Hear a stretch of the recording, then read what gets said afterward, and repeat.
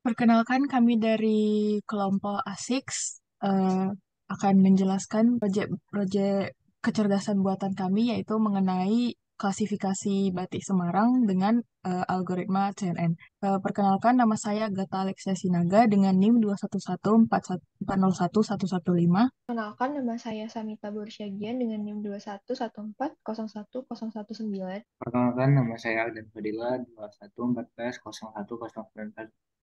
Baik, saya akan menjelaskan codingannya dimulai dari import library yang akan digunakan. Di antaranya itu ada open dataset untuk memudahkan menggunakan dataset, lalu ada split folders. Split foldernya untuk membagi datasetnya nanti menjadi set training, atau train, file validation, dan juga testing. Lalu untuk pendesnya, untuk membaca dataset yang akan digunakan nanti CSV, TensorFlow untuk deploy, lalu Matplotlib, Matplotlib library untuk visualisasi gambarnya. Lalu selanjutnya bagian dataset. Datasetnya ini dari Kaggle, Batik Semarang. Lalu pertama-tama akan di split folder. Ini membagi datasetnya menjadi 70% dataset train, 29,5% dataset file validation, dan juga 0,5% dataset untuk testing. Lalu untuk di bagian ini PD series OS list directory traindir ini memberikan daftar nama atau list dari file directory yang training karena ini train directory. Lalu itu di PD seriesnya ini untuk dari library Pandas untuk membuat objek series, pada kasus ini untuk dibuat objek series dari directory train.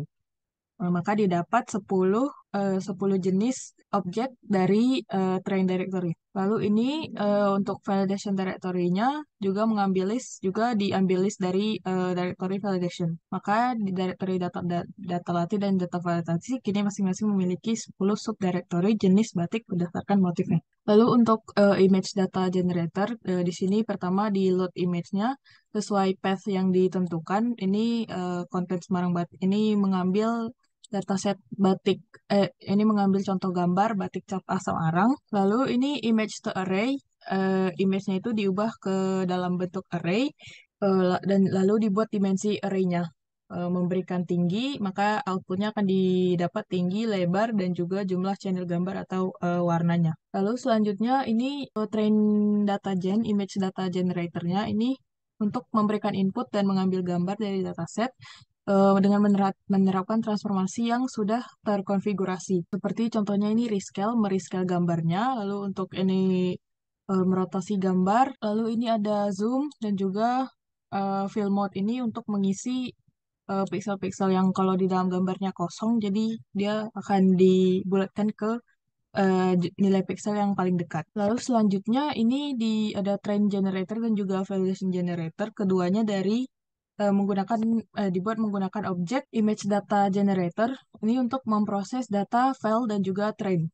Keduanya ini dipakai sebagai input saat melatih model dengan metode fit generator pada TensorFlow, yang nantinya akan diambil gambar dari directory yang sesuai, apakah itu train atau file, lalu menerapkan augmentasi pada train generator dan label kelas yang dikonversi ke format yang sesuai. Untuk bagian selanjutnya akan dijelaskan oleh rekan saya. Terima kasih. Baiklah, selanjutnya saya akan menjelaskan mengenai arsitektur model yang telah kami buat. Di model CNN ini terdiri dari beberapa layer. Ada layer konfusi, layer dropout, layer max pooling, layer flatten, dan layer dense yang terdiri dari hidden layer dan output layer.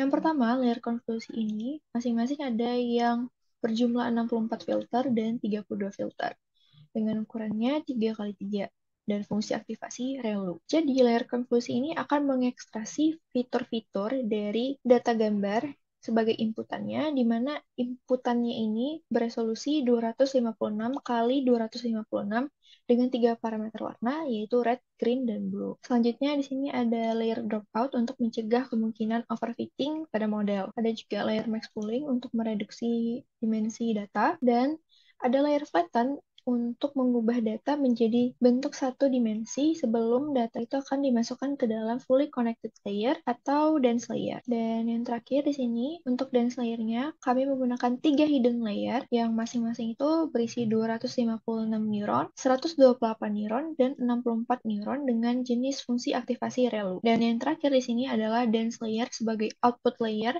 yang berisi 10 neuron karena di sini kami menggunakan 10 jenis motif batik yang akan diklasifikasikan. Dengan jenis fungsi aktivasinya itu adalah softmax karena ini merupakan klasifikasi multiclass. Untuk langkah selanjutnya adalah mengcompile model untuk menentukan jenis loss function dan optimizer-nya. Untuk loss function-nya, kami menggunakan categorical cross entropy, dan jenis optimizer yang digunakan itu adalah Adam, dan matrix evaluasi yang digunakan itu adalah accuracy. Selanjutnya, kami juga menggunakan metode callback untuk memberhentikan pelatihan model pada satu epoch tertentu jika nilai akurasinya sudah lebih besar dari 95%. Di sini, untuk pelatihan modelnya menggunakan metode fit dengan beberapa parameter.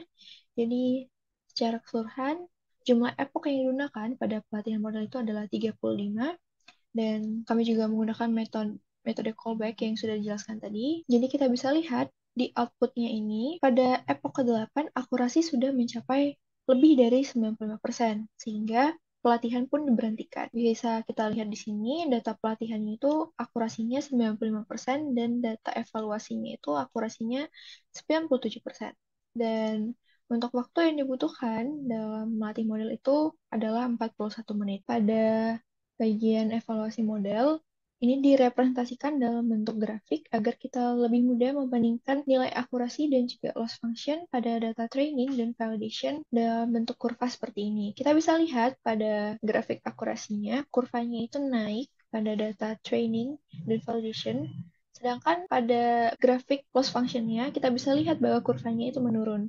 Sehingga kita bisa simpulkan bahwa model yang telah kita latih itu sudah menunjukkan nilai akurasi yang tepat sehingga bisa digunakan dalam memprediksi data yang baru. Selanjutnya, pada langkah terakhir di sini kami akan menguji model dengan data yang belum pernah digunakan pada pelatihan model sebelumnya. Sebelumnya di awal kita kan sudah split data menjadi 3, yaitu data testing sebanyak 10 data gambar dengan membandingkan nilai actual dan predicted-nya. Dari 10 data gambar yang telah kami uji di sini, ada satu data gambar yang mispredicted oleh model, yaitu batik cap asam arang. Jadi harusnya nilai yang sebenarnya itu adalah batik cap asam arang, tapi model malah memprediksi bahwa jenis batiknya itu adalah batik cap gambang Semarangan.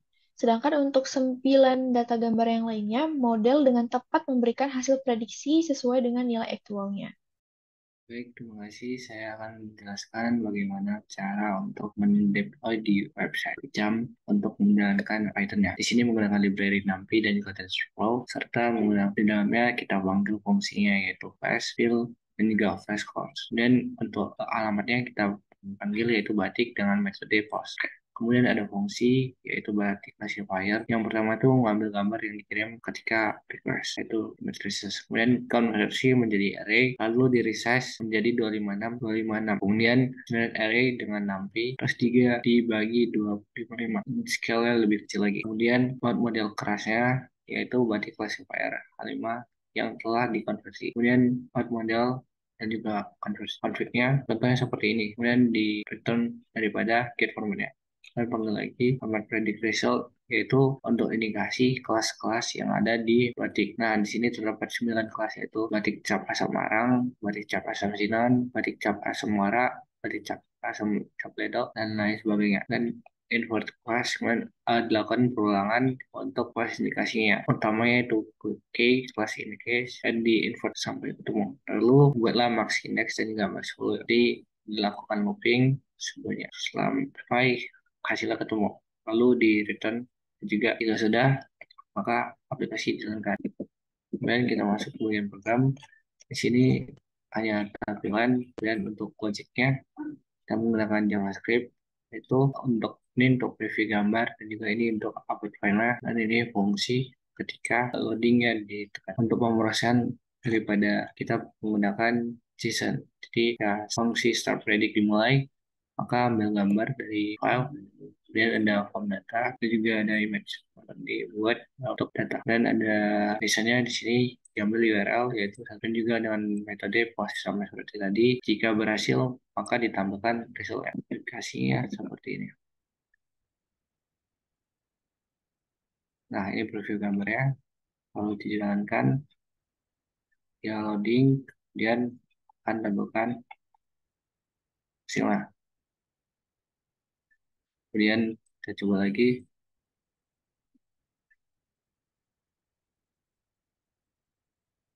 Nah, ini dia hasil.